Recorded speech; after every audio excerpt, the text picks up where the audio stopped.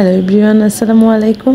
এই যে আমার ছোট ছেলে সকালবেলা ঘুম থেকে উঠে কিন্তু সে পড়তে বসেছে। এই বইয়ের মোটামুটি সবগুলো অ্যানিমেলসের নেম তার মুখস্থ। আর আমি এখন সকালে নাস্তা বানাতে চলে গিয়েছি। এখানে আমি ডিম ভাজি করে নিয়েছি আর বানাবো পরোটা। তো মাশফিক মেরাজ পরোটা খেতেই খুব বেশি পছন্দ করে, তো খাবারটা আমি রেডি করে ফেলেছি। আর এখানে আমি কিছু হিজাব অর্ডার করেছিলাম একটা পেজ থেকে, তো আমার হিজাবগুলো চলে এসেছে। সবগুলো কালারই আমার অনেক বেশি পছন্দ হয়েছে, মানে অনেক সুন্দর আর কি। আর এই তো আমি এখানে পানি দিতে এসেছি। তো আমার যে অ্যালোভেরা গাছটা, সেখানে দেখা গেছে যে মাশফিক বেবি প্রতিদিন পাতা ছেড়ে।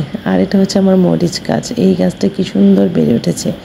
আর এই তিনটা কেন জানি বুঝতে পারলাম না, মাটি অনেক ভেজা ছিল, সেজন্য হয়তো খুব একটা বাড়েনি আর কি।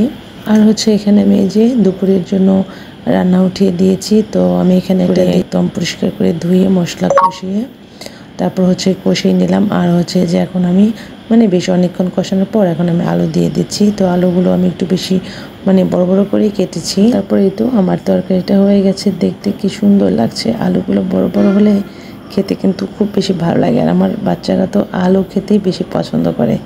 তো এই তো খুব সুন্দর একটা লুক এসেছে। আর সাথে আমি যে নদীর ছোট ছোট মাছ, তো একটা দুইটা ধুন্দুল আর একটা আলু দিয়ে বেশি করে পেঁয়াজ কাঁচামরিচ কুচি দিয়ে, তো আমি এটা একদম একদম কি বলবো, ওটাকে একটু হালকা একটু ঝোল ঝোল রেখে আমি এটা সুন্দর করে রান্না করে ফেলবো। এই মাছটা আমার জন্য, আমার কাছে এটা খেতে খুব বেশি মজা লাগে। আর যে একদম একদম শুকিয়ে ফেলবো না, হালকা একটু ঝোল রাখবো। ইদানিং দেখা যাচ্ছে কি যে খাবারটা খুব বেশি মজা না হলে খেতে ভালো লাগে না।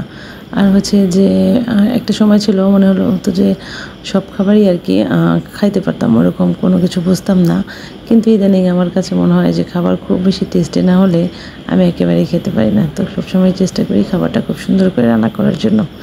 তো আজকে আমার ভিডিওটা এ পর্যন্তই। সবাই ভালো থাকবেন, সুস্থ থাকবেন।